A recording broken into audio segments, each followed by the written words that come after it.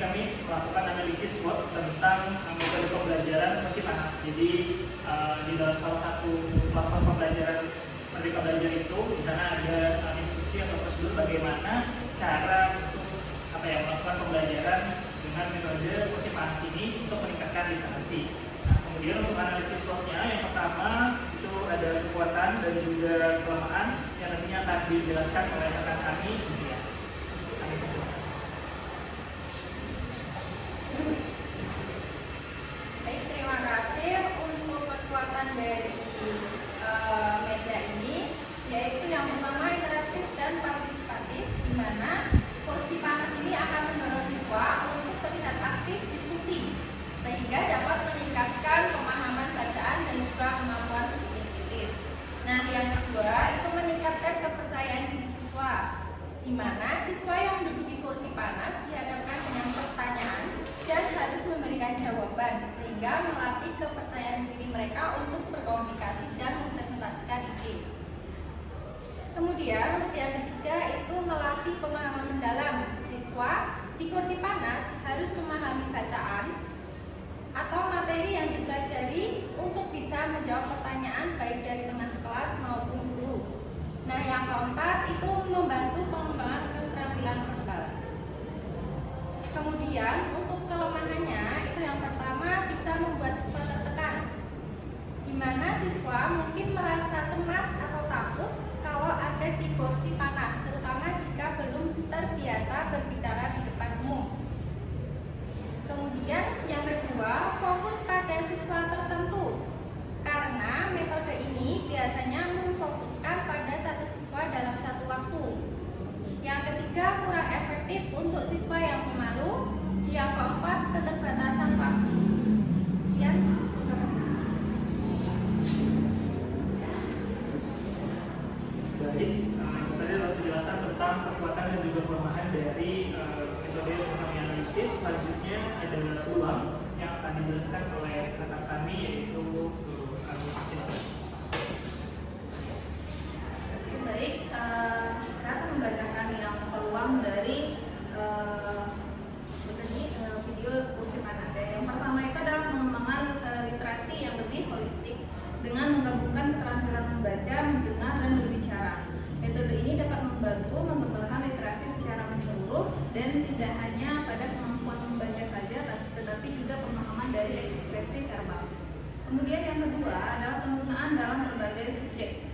Pada metode kursi panas ini diterapkannya berbagai mata pelajaran sehingga memiliki fleksibel dalam penggunaan dalam pengajaran literasi pada konteks tersebut. Kemudian yang ketiga, meningkatkan kerjasama. Kursi panas dapat digunakan juga dalam kerja kelompok, di mana siswa saling mendukung dalam menyiapkan materi dan mengajukan pertanyaan yang dapat meningkatkan literasi.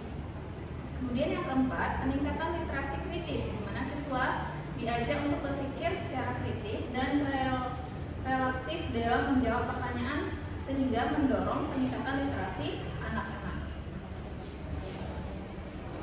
Baik, itu tadi adalah peluang dari metode yang kursi panas ini yang untuk meningkatkan literasi. Kemudian untuk ancamannya sendiri akan disampaikan oleh rekan kami, yaitu Mirda. Kami persilakan. Baik, di sini ada ancaman, ada 4 yang setelah kami diskusikan terdapat 4 ancamannya. Yang pertama, ketidakseimbangan partisipasi.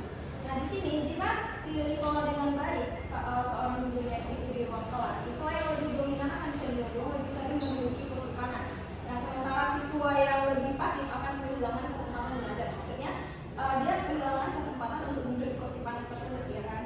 Nah, yang kedua, ada perbedaan kemampuan siswa.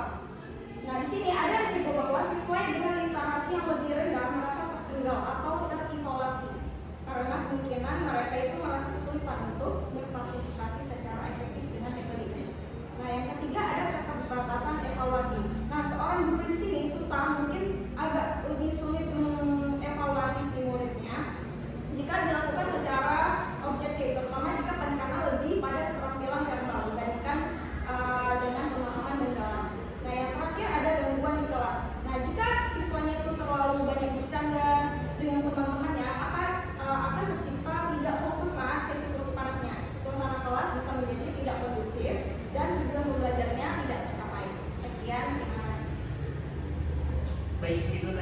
menganalisis SWOT dari penggunaan metode pembelajaran kursi panas ini dalam meningkatkan literasi. Kemudian kami akan beralih ke aspek-aspek yang ada di dalam metode pembelajaran kursi panas dalam tingkatan literasi.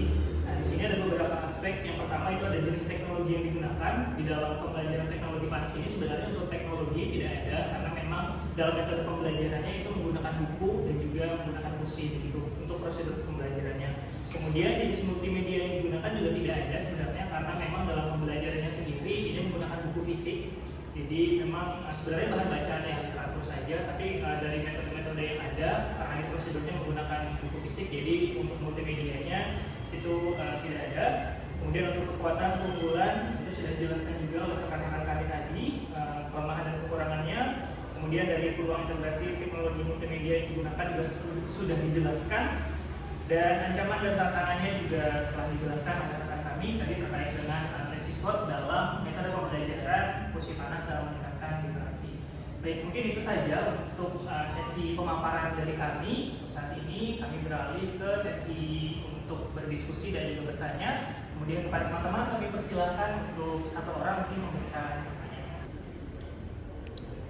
Baik, silakan. Baik, terima kasih untuk kelompok yang sudah memaparkan materi. Di sini ada satu pertanyaan dari saya, yaitu ada tidak peluang pemanfaatan teknologi yang mengintegrasi hal tadi yang kursi panas tersebut? Mungkin itu aja dari saya. Baik, terima kasih Indra. Ini pertanyaan dari Indra tadi, bagaimana peluang integrasi teknologi terhadap metode kursi panas ini. Jadi memang sebenarnya tadi kekurangannya itu adalah salah satu metode yang digunakan itu menggunakan literatur buku ya. Sebenarnya kita bisa memanfaatkan teknologi dan juga mengintegrasikannya ke metode pembelajaran tersebut, misalnya dengan menggunakan e-book. Jadi tidak hanya terbatas di buku fisik saja. Jadi kalau misalnya kita menggunakan teknologi, menggunakan e-book, itu cakupan materi yang bisa dipelajari ataupun cerita-cerita yang kita bisa baca gitu, sumber literasinya jadi lebih banyak lagi dan lebih luas lagi. Ini menutupi kelemahan dari misalnya keterbatasan akses buku yang ada di perpustakaan sekolah. Jadi memang teknologi sebenarnya bisa dimanfaatkan dalam metode pembelajaran kursi panas untuk meningkatkan literasi. Jadi begitu, Mas Indra, apakah ada tanggapan lagi atau mungkin pertanyaan yang masih belum jelas begitu? Saya sudah jelas. Terima kasih. Baik, terima kasih. Untuk teman-teman yang lain, apakah ada lagi? Tidak.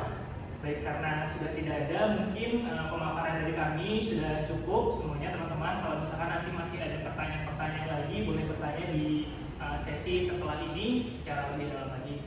Baik, kami tutup. Mohon maaf kalau misalkan ada kata-kata atau hal-hal yang kurang berkenan. Wabillahi taufiq wal hidayah. Wassalamualaikum warahmatullahi wabarakatuh. Waalaikumsalam warahmatullahi wabarakatuh.